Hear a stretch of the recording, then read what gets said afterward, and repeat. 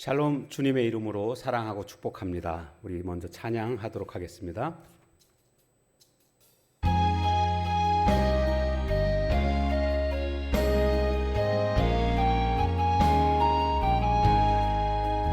유월절 어린 양의 피로 나의 삶의 문이 열렸네. 저 어둠의 권세는 힘이 없네. 주 보혈의 능력으로 원수가 날 정죄할 때도 난 의롭게 설 수 있네. 난 더 이상 정죄함 없네. 난 주 보혈 아래 있네. 난 주 보혈 아래 있네. 그 피로 내 죄 사했네. 하나님의 긍휼 날 거룩해 하시었네. 난 주 보혈 아래 있네.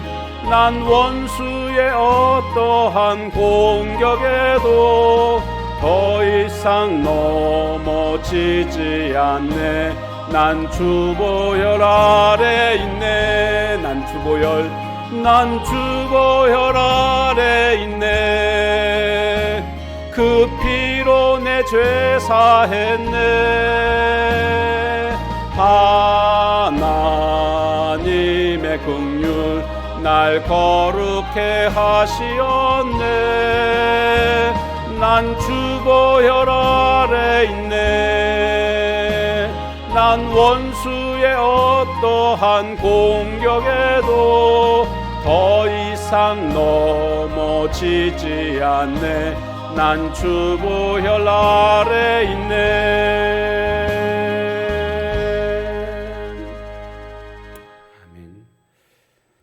하나님 말씀 열왕기하 24장 8절에서 끝절 20절까지 말씀 보겠습니다.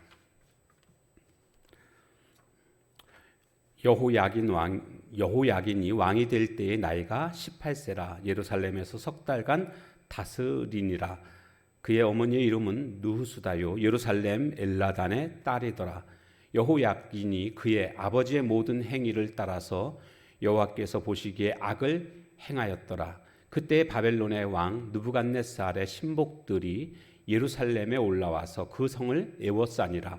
그의 신복들이 애워쌀 때에 바벨론의 왕 느부갓네살도 그 성에 이르니 유다의 왕 여호야긴이 그의 어머니와 신복과 지도자들과 내시들과 함께 바벨론 왕에게 나아가매 왕이 잡으니 때는 바벨론의 왕 8째 해이라.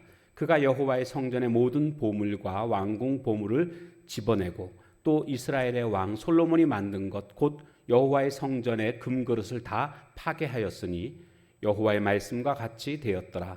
그가 또 예루살렘의 모든 백성과 모든 지도자와 모든 용사 10,000명과 모든 장인과 대장장이를 사로잡아가매 비천한 자 외에는 그 땅에 남은 자가 없었더라. 그가 여호야긴을 바벨론으로 사로잡아가고 왕의 어머니와 왕의 아내들과 내시들과 나라의 권세 있는 자도 예루살렘에서 바벨론으로 사로잡아가고 또 용사 7,000명과 장인과 대장장이 1,000명 곧 용감하여 싸움을 할 만한 모든 자들을 바벨론 왕이 바벨론으로 사로잡아가고 바벨론 왕이 또 여호야긴의 숙부 matthania를 대신하여 왕으로 삼고 그의 이름을 고쳐 시드기야라 하였더라. 시드기야가 왕이 될 때의 나이가 21세라. 예루살렘에서 11년간 다스리니라. 그의 어머니의 이름은 하무다리요 림나인 예레미야의 딸이더라. 그가 여호야김의 모든 행위를 따라 여호와 보시기에 악을 행한지라. 여호와께서 예루살렘과 유다를 진노하심이 그들을 그 앞에서 쫓아내실 때까지 이르렀더라. 아멘.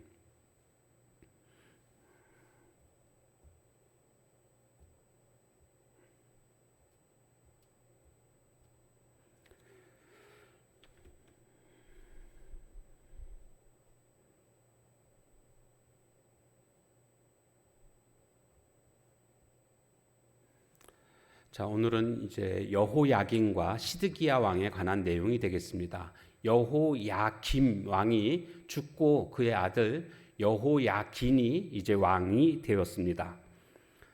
그런데 그는 3개월 동안 왕으로 있었는데 그 3개월 동안 어떤 일이 있었는가 하면 바벨론이 쳐들어오게 됩니다.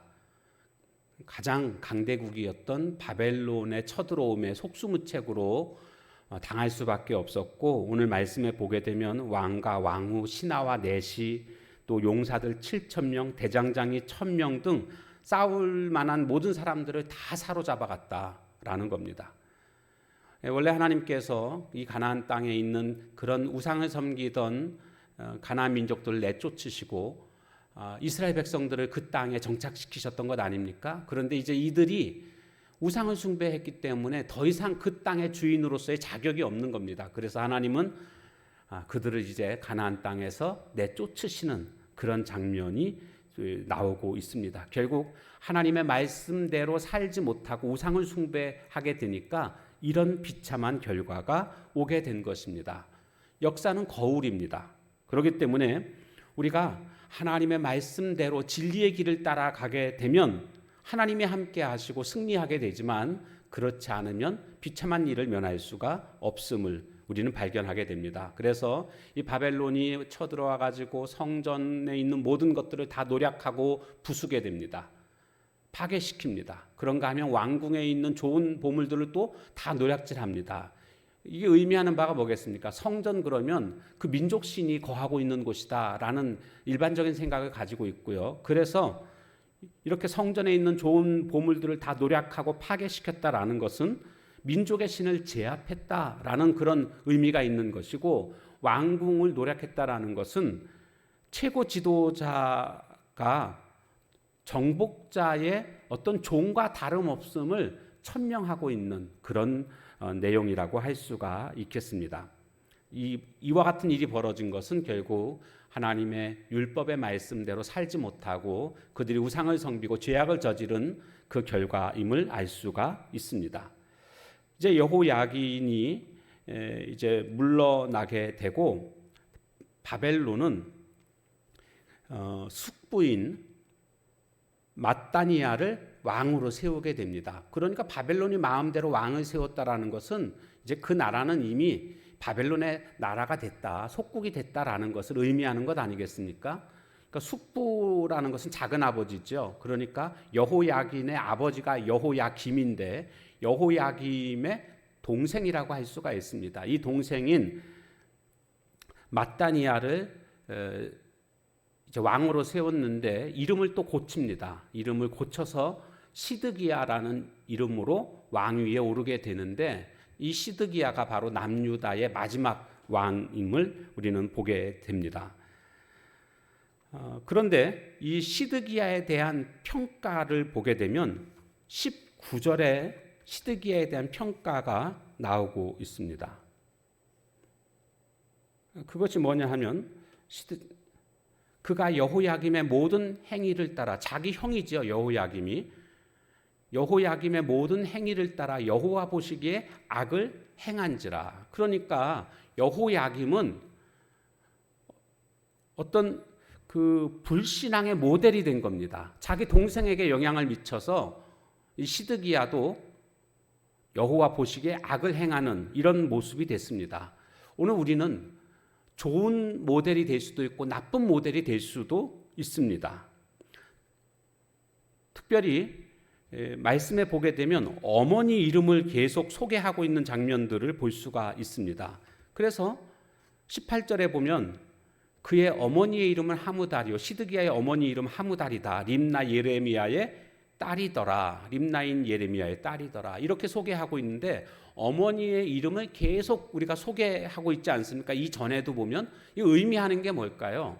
어머니가 자녀, 지금 왕으로 될 그 자녀의 신앙에, 그 자녀가 불신앙으로 가는 데에 어떤 영향력도 끼치지 못했음을, 그 책임을 지금 묻고 있다라고 볼 수가 있습니다.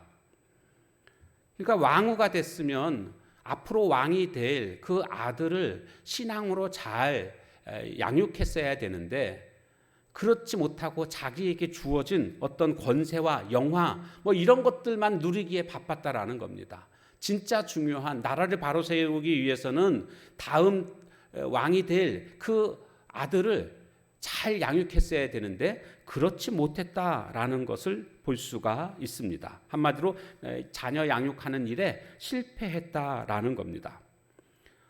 바르게 양육했으면 하나님 앞에서 귀하게 쓰임 받을 사람이지만 바르게 양육하지 못하게 되면 오히려 하나님의 영광을 가리게 됩니다. 그러니까 부모의 역할이 얼마나 중요한가를 우리는 다시 한번 생각해 보게 됩니다. 최근에 나온 책 중에 아파하는 부모에게 주는 하나님의 쪽지라는 책이 있습니다. 백석대학교 기독교 학부 교수님이 쓰신 책인데 이 책의 내용을 보게 되면 자신이 원하는 사람, 부모 자신이 원하는 사람으로 양육하지 말고 하나님이 원하시는 그런 사람으로 양육하라, 그런 내용입니다. 그러니까 자신의 어떤 프레임에 자녀를 양육하지 말라는 거죠. 그래서 이 자신의 실제적인 고백을 하고 있는데 자신은 자신의 딸을 그 교수가 되도록 그렇게 양육을 하려고 했지만 자신의 딸은 항공사에 취직하는 것, 그리고 나중에는 고아원을 운영하는 데 뜻을 가지고 있었다라는 거죠. 근데 그것을 무시하고 계속 자신의 고집대로 이렇게 함으로 말미암아 결국 딸에게 좋지 못한 영향을 미쳤던 그런 과거를 회상하면서 이제 좋은 그런 부모들이 되기를 위해서 그리고 자신의 딸이 앞으로도 좋은 부모가 될 것을 생각하면서 이 책을 만들었다라는 겁니다. 거기에 보면 좋은 부모의 6가지 원칙을 설명해주고 있는데 첫째는 비법이 아니라 원칙으로 자녀를 교육하라 이렇게 말하고 있습니다. 그러니까 뭐 자녀 양육의 비법 그러면 사람들이 거기 다 쫓아가지 않습니까? 그러나 그것은 자녀가 천차만별이지 않습니까? 성격도 다르고 환경도 다르고 그러면 자녀 교육도 천차만별인데 한 가지 그냥 어떤 비법이라고 그래가지고 그것을 자기 자녀에게다가 이렇게 꿰어 맞추려고 하는 것은 이거 아주 잘못된 방법이라는 겁니다. 그렇기 때문에 그런 비법을 쫓아다니면 자녀를 망칠 가능성이 매우 높다라고 말을 하고 있습니다. 원칙대로 자녀를 교육하라. 두 번째는 좋은 습관을 지닌 자녀로 키우라고 제시하고 있습니다. 왜냐하면 좋은 부모는 다른 부모가 아니라 좋은 습관을 자녀에게 유산으로 남겨주는 부모가 좋은 부모라는 겁니다. 그래서 사람의 행동 중에 99%는 습관의 영향을 받고 있고 그 습관 속에서 자질이 조금씩 길러진다라는 겁니다. 성경 잠언 22장 6절에 보면 마땅히 걸어가야 할 그 길을 아이에게 가르치라. 그러면 늙어서도 그 길을 떠나지 않는다라고 말씀해주고 있습니다. 좋은 습관을 지닌 자녀로 양육하는 것. 세 번째로는 자녀를 존중해야 한다. 이렇게 말하고 있습니다. 모든 자녀들은 가정에서 부모로부터 사랑받고 싶어 하고 존중받고 싶어 합니다.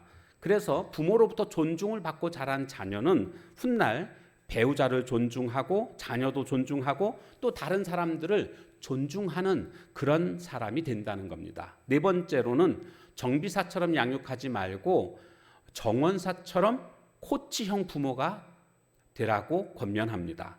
그러니까 정비사는 내가 다 모든 문제를 해결해 주는 게 정비사고요. 정원사는 코치해 주는 겁니다. 어떤 차이가 있냐면 모든 것을 부모가 다 해주면은 그 자녀는 나중에 부모의 도움 없이는 어떤 문제도 해결하지 못하는 결국 어른 아이로 될 수밖에 없다라는 겁니다. 반면에 코치형 부모는 혼자 할 수 있도록 더 잘할 수 있도록 그렇게 가르치고 훈련하고 격려해주는 그런 모습이고 결국 이런 자녀들은 자기 주도적으로 꿈을 세우고 또 그 미래를 향해서 준비하면서 열심히 전진한다라는 겁니다. 다섯 번째는 자녀와 좋은 관계를 유지하라라고 말하고 있습니다. 신뢰를 쌓는 것이 자녀 교육의 시작이다라는 겁니다. 그래서 먼저 부모가 다른 사람들과의 관계에서 그런 좋은 모습들을 먼저 보여야 된다라는 거죠. 먼저는 부부 관계에서 또한 친인척 관계에서 이웃 관계에서 이렇게 좋은 관계, 그리고 혹시나 좋지 못한 그러한 관계가 되었다고 한다면 그 관계들을 먼저 회복하려고 노력하는 모습들을 보여줘야 된다라는 겁니다. 마지막으로 좋은 부부 관계와 균형 잡힌 부부 역할을 강조하고 있습니다. 행복의 시작은 가정이기 때문에 그렇다는 거죠. 그래서 건강하고 행복한 가정은 부부의 역할이 있고 그 부부의 역할에 각각 잘하는 그러한 가정이 행복을 누리게 된다라는 겁니다. 그리고 행복이라는 것은 두말할 나위도 없이 부부관계가 좋아야만 행복한 가정이 될 수 있다라는 겁니다. 이런 모든 것이 결국 자녀에게 굉장히 큰 영향력을 미치고 자녀를 올바로 양육하는 길이 된다라는 것을 말해주고 있습니다. 바라기는 우리 모든 믿음의 가족들, 자녀들의 문제 때문에 힘들어하고 있는 모습들을 많이 보고 있습니다. 자녀들을 잘 양육해서 하나님 앞에서 귀한 일꾼으로, 그리고 부모에게 기쁨이 되는 하나님 나라의 큰 일꾼들로 성장할 수 있기를, 그렇게 키워낼 수 있는 부모님들 다 될 수 있기를 주님의 이름으로 축복합니다. 기도하겠습니다. 하나님, 역사는 거울임을 깨닫게 됩니다. 하나님의 말씀대로 살지 않으면 이렇게 유다마저도 비참한 최후를 겪을 수밖에 없지만, 그러나 하나님의 말씀에 순종하여 진리의 길을 따라갈 때 하나님이 함께 하시고 하나님께서 승리하게끔 해주실 줄로 믿습니다. 나는 언제나 하나님의 말씀과 함께 하고 있는지 나의 삶을 다시 한번 돌아보는 시간 되게 해주시고, 특별히 부모의 그런 역할에 대해서 우리가 함께 살펴봤습니다. 나는 과연 어떤 모델이 되고 있는지, 좋은 모델이 되고 있는지 아니면 나쁜 모델이 되고 있는지를 생각해 보면서, 그 어머니가 자녀에게 좋지 못한 그런 자녀가 불신앙의 길로 가는 것에 전혀 어떤 영향력을 끼치지 못하고 있는 그런 왕후의 모습들을 우리가 살펴봤었는데, 오늘 나는 과연 자녀에게 얼마나 영향력을 미치고 있는지 선한 길로 인도할 수 있는, 그래서 하나님의 자녀로 하나님의 일꾼으로 키워낼 수 있는 그런 오늘 우리 부모님들 다 될 수 있도록 은혜 베풀어 주옵소서. 예수님의 이름으로 감사하며 간절히 기도하옵나이다. 아멘. 주신 말씀 붙들고 기도하고 각자 기도 제목 가지고 기도하는 시간을 갖도록 하겠습니다.